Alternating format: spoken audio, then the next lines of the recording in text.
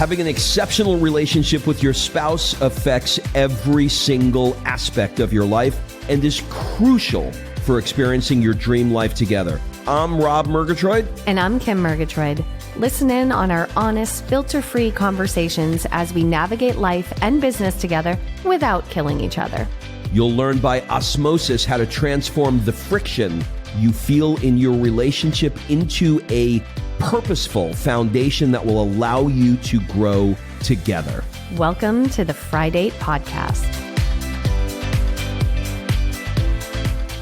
Kimberly, look over there. No, look over there. No, look over here.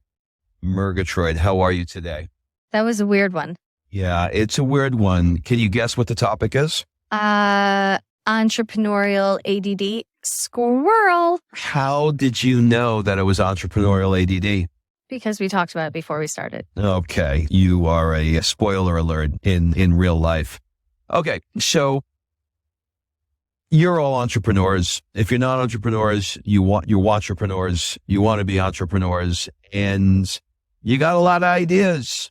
You want to do this, and then you want to do that, and there's a lot of shiny object syndrome that, if you're being honest with yourself, you suffer from.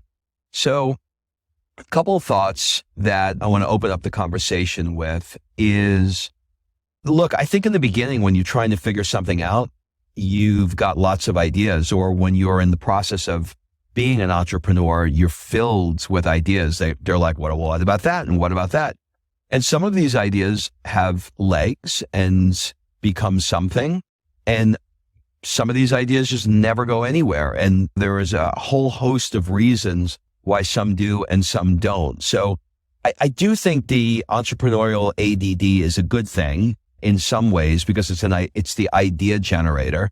But I think it's a bad thing in other ways because you become so scattered and so thin and flimsy that you don't follow through on the things that you say you want to follow through, because there's always something that comes in. And I think people fall into different categories here, right? It's the people that love beginnings, right? I love to start something new. People who love the ends. I love to sell this baby, to wrap it up. And then there's people that love being in the trenches of it, the middle of it. They love the iteration and the molding of it and the shaping of it until it becomes something. The problem is that for the people who love one aspect of this, but not another aspect of this, they tend to give up. So, let's say you're somebody that loves to start things, but you don't like to end it. Or if you're like me, you hate the middle of it. You can't stand the mucking along of something, and you either want to end it or you want to start it. And I think you got to figure out which one of those are you. So I'll let you jump in here. All right. So another thing, though, is you're talking to an ideator over here. I love ideas, and it's one of my strengths, and Strength Finder is ideation. It's one of my top strengths. And so I am constantly coming up with new ideas. And we've definitely had periods in our life where we suffer from entrepreneurial ADD, and we're throwing out too many products and too many things that weren't probably as thought through as we should have. And I remember not that long ago, we were playing Stupid Idea Time, and we were coming up with what we want to do with this Italia brand, right? Because we live in Italy. It is definitely something we're passionate about. And we have a long history of sharing travel. I mean, all the way back to our first company, and started in 2006 with Jet Set Life and traveling around the world and writing guidebooks and shooting travel shows and all of that. And so it's definitely in our lane to be in travel. But we had this Stupid Idea Time session, and we came up with so many ideas that I thought were genius. And we could have looked at all those ideas and said, all right, let's go. Let's execute and build this world. And I think sometimes people do that. Like, they come out of the gate and they want to start a course, coaching, and a mastermind all at the same time. And I think you can have all of it. Like, we have courses, we have a mastermind, we have coaching, we have group coaching, we have all of these things, but they were brought in for the most part one at a time. And I think historically, when we've tried to bring too many things too quickly is when they failed and fluttered, because like you said, you're wearing yourself too thin, you're spreading yourself too thin, and your message gets confusing even. So I think that ideation is a great skill in stupid idea time, in that brainstorming space. But I think you have to take one idea, run with it, and do it really well and really think it through to make any progress.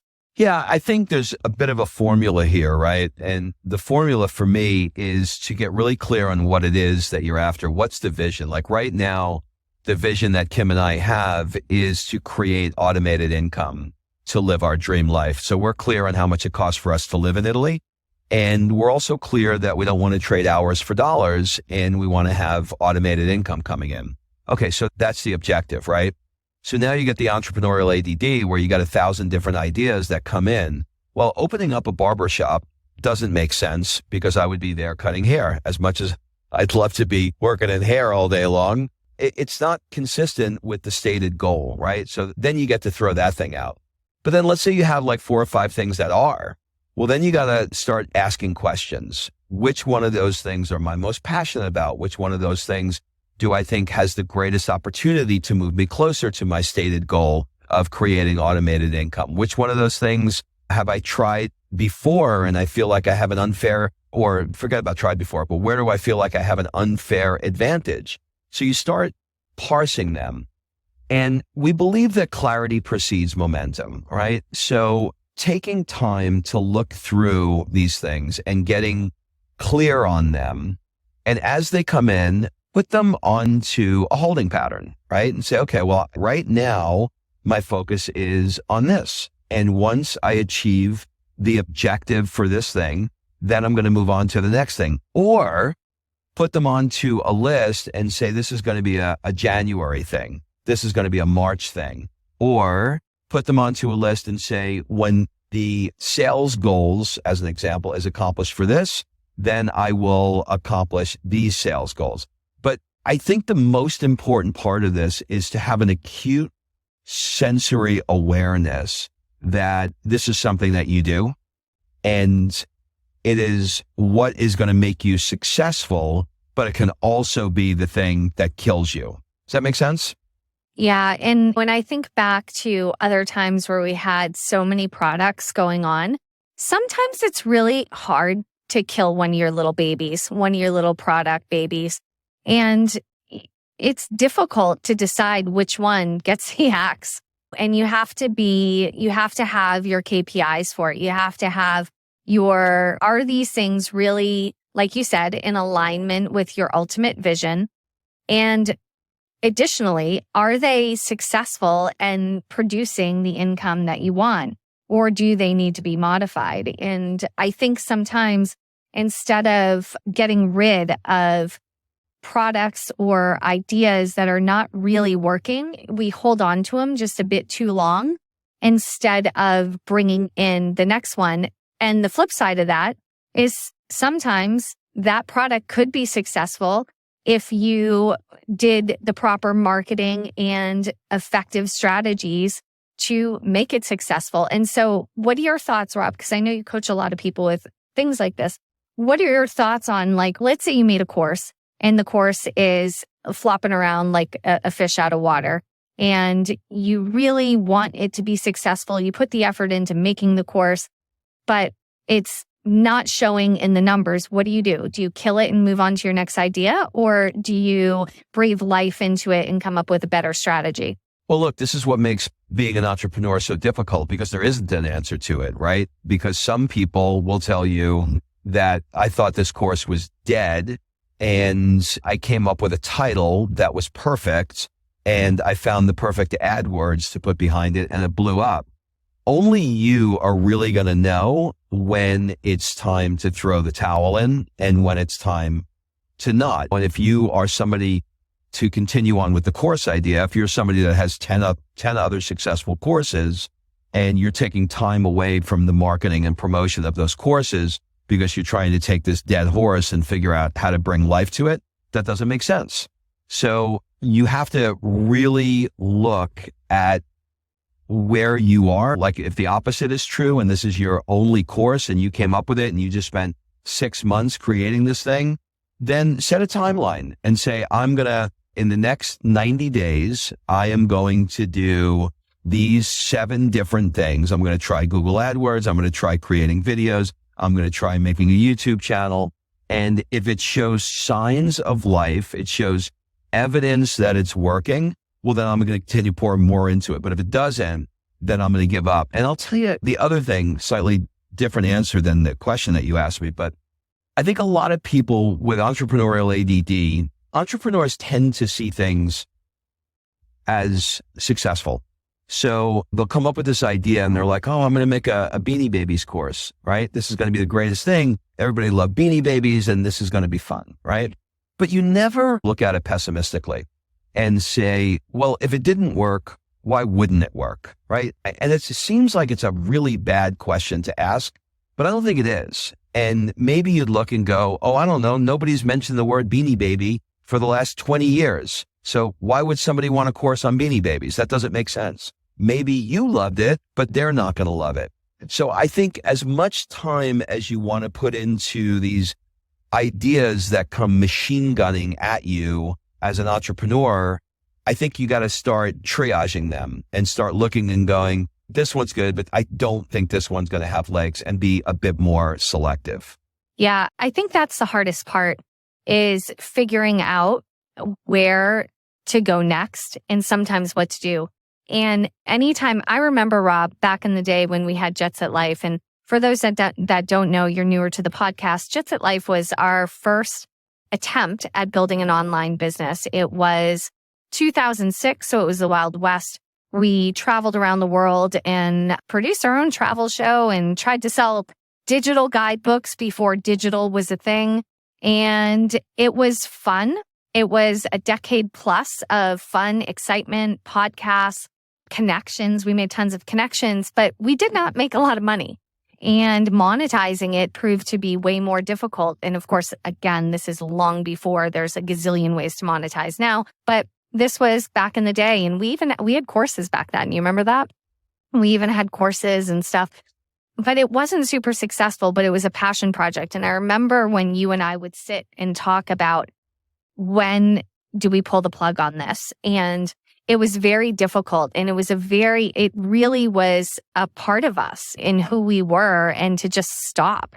It just felt crazy, but we needed a different direction. And what we were doing was exciting and fun, but it wasn't financially rewarding. And it was taking time away from other things that would be financially rewarding. And here's the interesting thing that I want to put out there for entrepreneurs who have failed products and failed businesses, is that Rob and I spent over 10 years and many podcast hours, many editing hours on video, and all of this to really not make that much money.